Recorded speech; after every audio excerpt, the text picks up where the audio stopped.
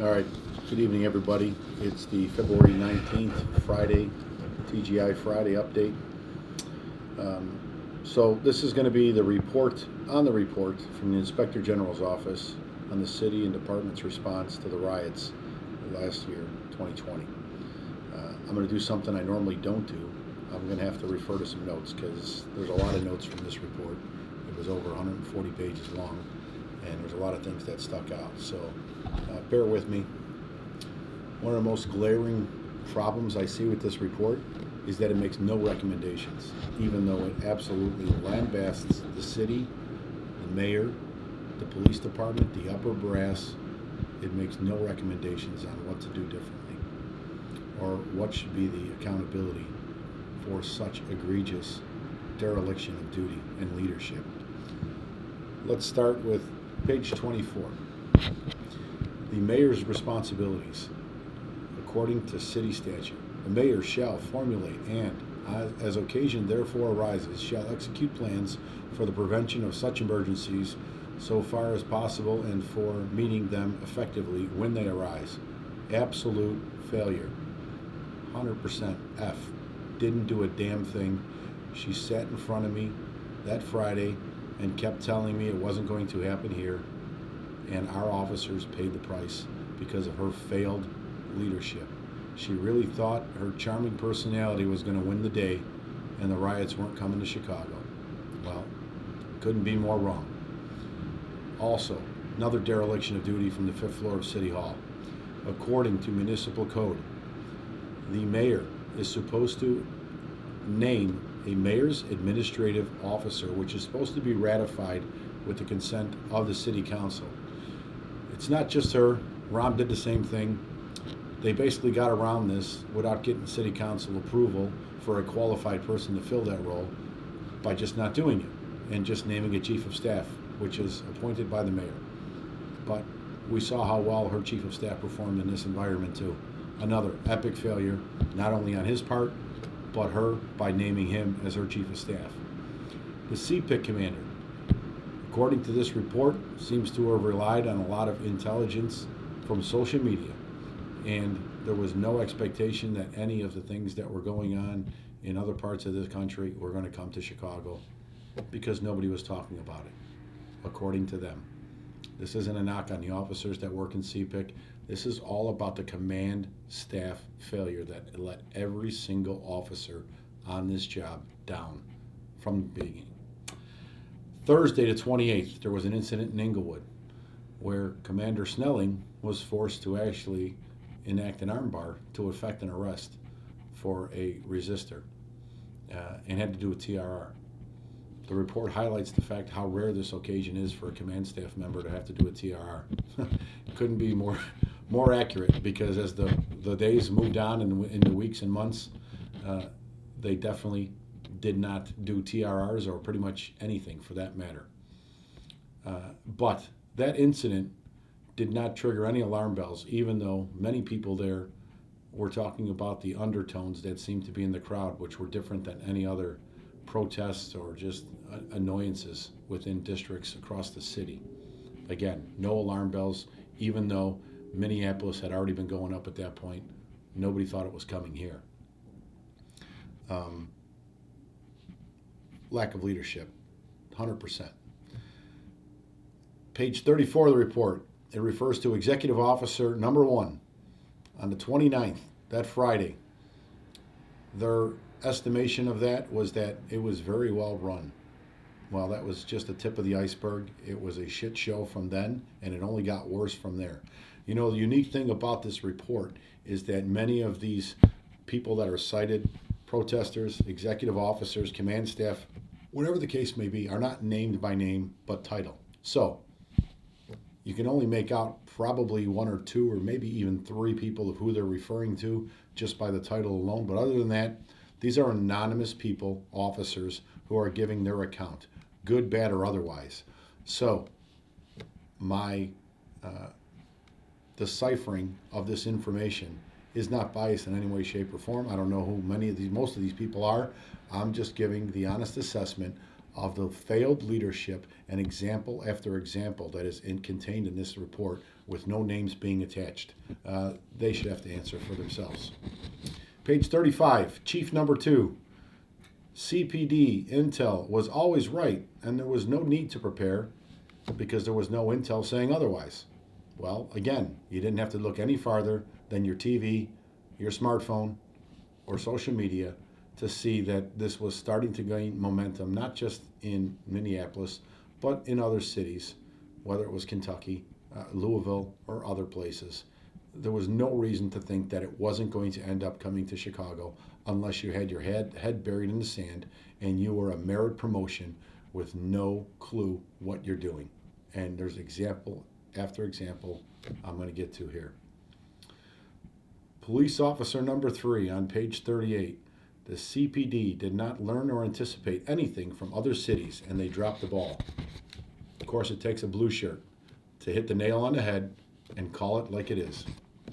Page 38, Commander number 2 wishes the CPD had organized a better traffic plan before the march on Saturday, the 29th. Well, you're a commander.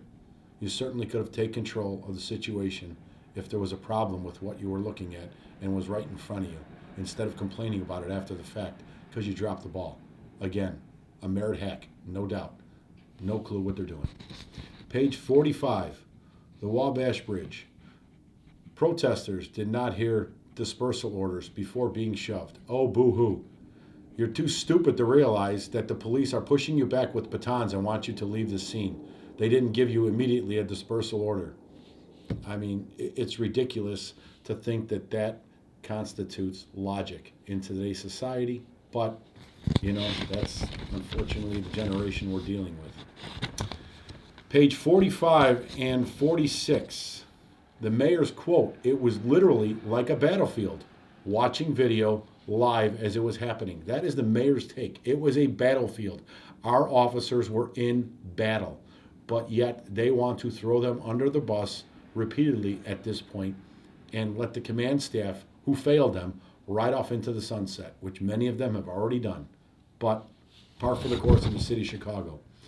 Protester number 3, being pushed because they were standing their ground. No, you were being pushed because you were being told to leave the scene and vacate the bridge. Again, no common sense. Page 48, protester number 1, dispersal order in violation of their constitutional rights. When you're breaking the law and you're failing to disperse when given an order, at that point it was given, your constitutional rights are out the window. You're breaking the law. You're going to be moved one way or the other. Protester number 4, page 49. We had been kettled. I didn't even know what the word kettled was until last year. It's pretty eye-opening and goes to show you the organization and pre-planning that protesters are using terms like that, which are not normal vernacular, but they clearly knew what they were doing. They knew what was happening to them, and they still were hell-bent on making a problem for the police from the get-go. Page 50 and 51, the superintendent did not feel that the line was secure. Rocks and bottles thrown at officers, and still no less than lethal order was given for spray or anything else, even though the superintendent admitted seeing bottles, rocks, frozen water bottles, you name it, thrown at our officers. He still didn't give the order for less than lethal tactics to be used. Pretty disheartening and disappointing. Page 51, Sergeant number 2, the commander ignored the request for instructions. That was Commander number 3 that Sergeant number 2 was talking about at Trump Tower. There's going to be a few references to Commander number 3.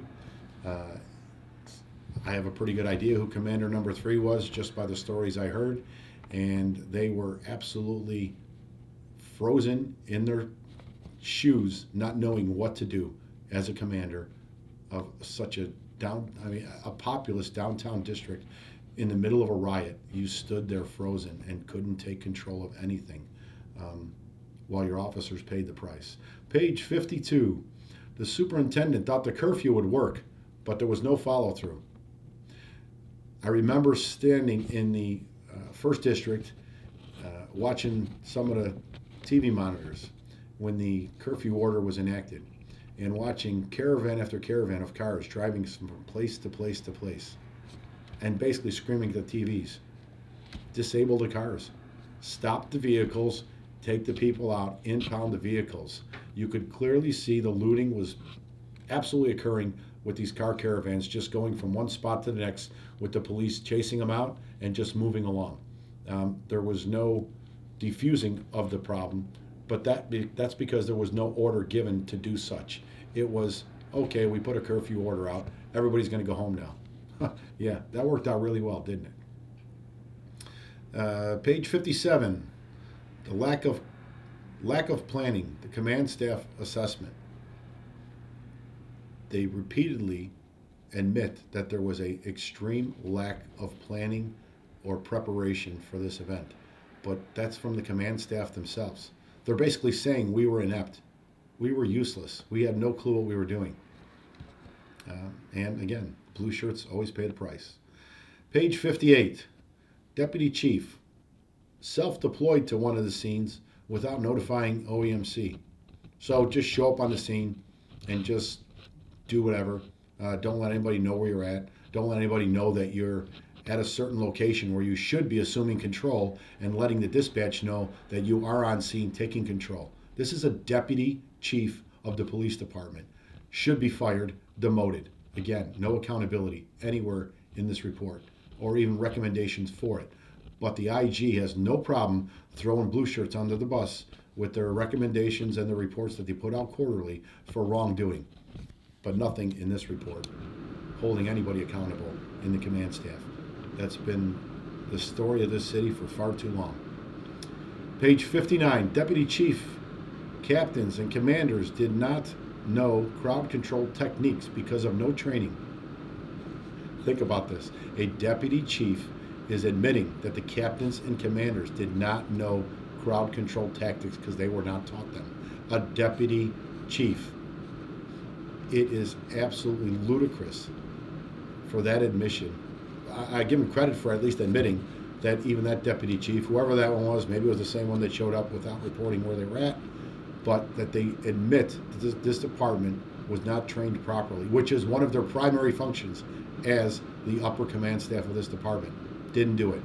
They should all be fired immediately.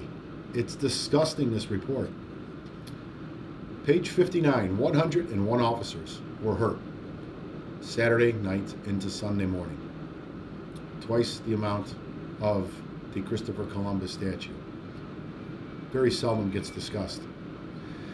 Page 59, senior command staff quotes, "It was so bad yesterday, I've never seen anything like it," to another coworker.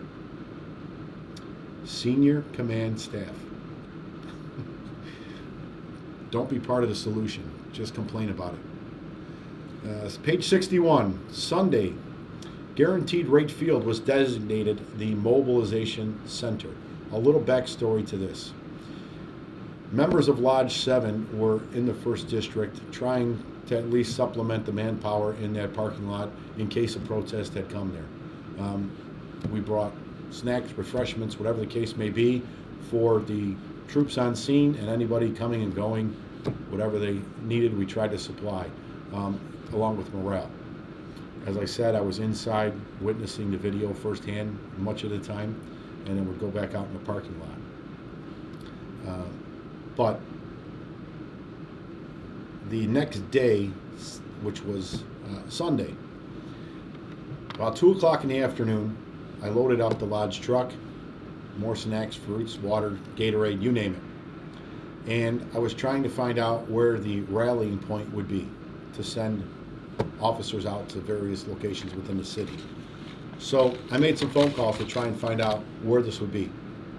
It's been past practice for Bulls Riots, Cubs, Blackhawks. There's always a rally point, and you get dispersed from there. So I called the superintendent, and the superintendent told me that he believed it was at Soldier Field, same as the day before, which was an emergency location put together. I drive to Soldier Field. There was not even a crow in the parking lot, let alone a squad car or a soul. It was absolutely deserted. Think about that. Even the superintendent of police did not know the plan for Sunday, the 31st. That's just the reality. I'm not trying to intentionally knock the superintendent, but it just goes to show you how discombobulated everybody at 35th and Michigan was with this. So what do? I called Deputy Chief Waller at the time, and he didn't know. He even told me, I don't know, it was there yesterday, I'm not sure where it's at right now. This is the Chief of Patrol. I had no idea. Great. I was left to figure it out on my own. When I made a comment about the lack of planning, his response was, quote, verbatim, we didn't have a plan. We just were chasing them around from spot to spot to spot till the night was over. Kind of sums it all up. Page 62, Deputy Chief number 2 arrived without direct orders. The command staff, he arrived at a guaranteed rate bank, 35th and Shields, without direct orders, and then said the command staff above him was sketchy. This is the deputy chief complaining about the command staff above him being sketchy. There isn't too many people above a deputy chief. Maybe 7, and he's calling them sketchy. Pretty sure I know who deputy chief number 2 is too. Also, rode off into the sunset. Pretty sure deputy chief 2 was the one who gave the lieutenant and his platoon the order to go over to the Bobby Rush location. But that'll be up here in a little bit. Page 62, 1 radio per 2 POs, sometimes 1 radio per 4 POs. We routinely got calls and complaints, specifically in the 11th district mostly, about being put on foot posts along Madison Avenue and etc. 4 deep with 1 radio in the middle of all of this crap. Really safe. They really care about their members. I've been screaming personally, even before I had gotten this chair, that every officer should have an assigned digital encrypted radio that they have to take home with a charger and they're responsible for. There's no excuse that every officer should not have their own radio. Page 62, or 64, sorry. The superintendent, no intel to suggest looting would spread throughout the city. No other cities had this issue. That couldn't be farther from the truth. All you had to do was look at the TV. Looting had already started in other cities. Hell, they were trying to burn Minneapolis to the ground at that point. But you didn't think it was coming here. Well, couldn't be more wrong. Sunday, 92 more officers hurt on Sunday. So now we're looking at 200 in 2 days. Page 65. A store, which is assumed to be Walmart, lost $15 million in inventory due to looting, according to a CPD director number 1. Deadly force by CPD, if used at that time, would have lost the city. Hey, genius, the city was already lost. What didn't you get? Our officers do not have to be subjected to deadly force upon them and not use it back. It's only with incredible restraint and, regrettably, to some degree, concern for their own safety, well-being, and freedom that deadly force wasn't used in return, even though there was countless incidents where it would have been justified. But that's the mindset that you now have our officers working under, the fear of not doing their job legally that they're able to do. But you're worried about $15 million worth of property. And just think about that. $15 million of inventory taking out of one store and into a community. Must have made for a hell of a Christmas. Lieutenant, page 66, Lieutenant number 1. After being deployed and asking for direction, the commander says, just get through it. After they finally found the commander. Just get through it, he tells them. Why even be there? Just leave. Let them have the whole street. I know who that is. I know where they were at.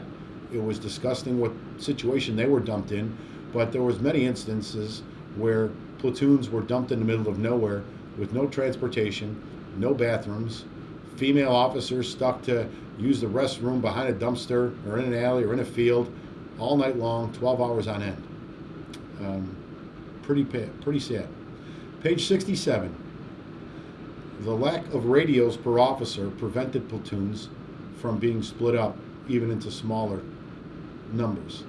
Not necessarily a bad thing, not splitting up, but sometimes the need is there. If someone else needs help, you couldn't even send anybody else anywhere because they wouldn't have had a radio. Would have only made a safety issue worse. Page 68, Chief number 1. CPD was a half step slow and not enough manpower. Well, you're a chief. You're in the top 6 people of this department, and we didn't have enough manpower, and we were a step slow because of planning. That falls directly on your doorstep. If you're not already retired, you should be fired, demoted, whatever the case may be. Page 68, the mayor's spin on all of this started really early from City Hall. Quote, we need to be able to demonstrate that in fact the police were assigned to the south and west sides because the narrative that we saved downtown and let the black neighborhoods burn still persists, even though not true.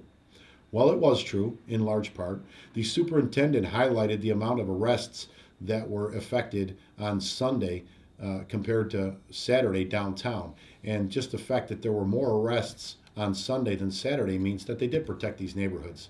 We're talking 22 police districts. Saturday was in 2 police districts, the 1st and the 18th district, and there was 100 and some arrests. On Sunday, in the other 20 districts, there was almost double that, and he thinks that that was a win. That was just by sheer volume. But for the most part, they were still concerned about downtown, and to hell with the rest of the neighborhoods. They just wanted to protect downtown, which they're still doing. You still have scarecrow policing going on downtown, standing around, kind of like Washington, D.C., where the National Guard's doing absolutely nothing but wasting taxpayers' dollars. Nobody wants to explain how or why, including here. But it's just ridiculous. Page 69, the first deputy, June 1st, after 2 massive days of riot and looting, his incident plan focused primarily on the Federal Plaza again. Again, everybody knows who the first deputy was at that time. And he put together an incident plan for Monday, July 1st, that focused on protesting in the Federal Plaza. What the hell kind of planning is that? That is leadership at its finest. Page 69, the Bobby Rush incident occurred and Bobby Rush said that the incident in his office occurred while nearby businesses were being looted. That was echoed by the Hollywood production that the mayor, that First Deputy Riccio, the Superintendent Brown, Fred Waller, the chief, they all stood in front of microphones and cameras and lambasted our members, which was absolutely ridiculous. Nobody still has owned up to who gave the order to the lieutenant to relocate to go protect Bobby Rush's little strip mall area over there. I know who it was, and we will, sooner or later, get the FOIA request records to prove who it was and where it originated from. But they stood there and said our officers did nothing while other officers were being attacked, while other businesses were being looted nearby. It's bullshit. And you can quote me. There was no other looting going by. That strip mall was secured. There is no other businesses at 54th and 55th and the Dan Ryan on that side. There's just not. And for other officers to be intact, and First Deputy Riccio was the one who said it, that he was standing shoulder to shoulder with a commander who had lost her helmet, and while this was going on. That was an outright lie, 100%. Shame on him. He should have known better. And he really soiled a phenomenal career by that ridiculous press conference that he took part in. What he should have did was take his badge off, put it on the podium, and said, this shit show behind me is exactly why I'm resigning effective immediately. But he didn't have the courage to do that because he didn't want to piss anybody off. So shame on him. Page 69 or page 70. More detailed incident plan was labeled useless by high-ranking command staff the next day after the original incident plan was clearly very short-sighted. Page 71. Some more of the mayor's spin. You ready for this? Now, this is where we get a little tragic here. You can't stop canceling people's days off and making them work 12-hour shifts back to back to back and expect that they are going to perform at their highest and best. That was June 3rd. They are not trained to handle this kind of circumstance, the stress or the abuse. The mayor is admitting that the men and women of the Chicago Police Department were put in an unwinnable situation with unbelievable circumstances, and they did the best they could. When you are getting abused physically, verbally, mentally, hour after hour after hour, but specifically physically, nothing in our job description says we have to take that kind of abuse. We have the right to defend ourselves just like every other citizen on this street. So to sit here now and come after officers for what they did or may, right or wrong, in reaction to the abuses they were taking, and even in the mayor's own words, were not trained to deal with, is inexcusable. But not only the mayor, there's going to be a lot of people piggybacking off of this and saying X, Y, and Z officer need to pay the price. Well, I'm here to tell you, we're going to fight like hell to stick it right back up the backside. We're not taking it laying down today, tomorrow, or the next day. The tragedy part of that comment about working 12-hour days back to back to back, you can't keep doing this, but they did. In some instances, for 24 straight days, depending on your day off group, officers work 12-hour days, no breaks, no rest. Sometimes by the time you got back home, that 12-hour shift actually turned more like into a 16 with transportation, with going back and forth, commuting back and forth home from work to the site. Sleep was an absolute major issue. And just 6 days later, after that mayor's comments on June 3rd, Officer Meng died because he was working excessive hours like everybody else. It's not to say that why didn't it happen to anybody else? Sleep deprivation affects everybody differently. But this department didn't give a damn about Officer Meng any more than they gave a shit about Officer Titus Moore that they didn't want to give honors funeral to. Officer Meng should have been classified in the line of duty death for sheer exhaustion when he went home and fell asleep with his vehicle running, and it cost him his life and almost his wife's life. And now that poor kid's going to grow up without a father, and she's going to grow up without a husband. It's one officer. It would have been the right thing to do. But this city repeatedly refuses to do the right thing when it comes to the men and women of the Chicago Police Department. Shame on them. That is a scarlet letter you are going to wear for the rest of your life. Miss Mayor, if you're listening, I'm going to make sure you're repeatedly reminded of how you don't give a damn about the men and women of this department. And it's not just her, sadly. There's a lot of exempt rank members who only care about a paycheck and a pension, not the men and women of the department. Page 72, the mayor. There was a level of sophistication that we saw in some of these groups that were clearly coming to these protests for a fight. This was clearly a concerted effort to bring chaos to our city. Who were these people? This is a conspiracy, sophisticated, paid for, and promoted by someone in multiple cities across the country at the same time. That's not a coincidence. So what does that tell you? What did you do? Did you actually prosecute anybody for initiating this organized rebellion against the citizens of this city and the police department? You're admitting that you knew it happened. Somebody organized this. What did the city do to find out from these people that were arrested? Where'd the information come from? Where'd this all start from? Where'd they get paid from? Did you do any of that? No. But you certainly want to come after the police for popcorn and coffee, don't you? Class act. There's a couple more quotes from the mayor, but I won't even bother wasting your breath. Most of you already know. It's nonsense. It's fluff. It's spin. It's not my fault. The mayor should resign, effective immediately. 36 council members had the gall to try and upturn a duly elected president of this lodge because they don't like what I have to say or how I do it. Tough luck, boo-hoo. I'm not going anywhere. But you know what you could do? You could hold your boss accountable. You could hold the mayor accountable for her failure that was repeatedly highlighted in this IG report. You should ask for her resignation, but you don't want to bite the hand that feeds you because you're cowards. You're too afraid of the repercussions because she isn't going to step down, and she is a little dictator, and she will take out retribution if you dare call her out in public. Shame on you, though. You're supposed to be leaders. If she's not going to lead, it falls on the city council next to lead. Now's your time to shine. What are you going to do? I have a pretty good idea what's going to happen. With that being said, thanks for your time and attention, everybody. Have a safe weekend. Stay healthy. Get vaccinated.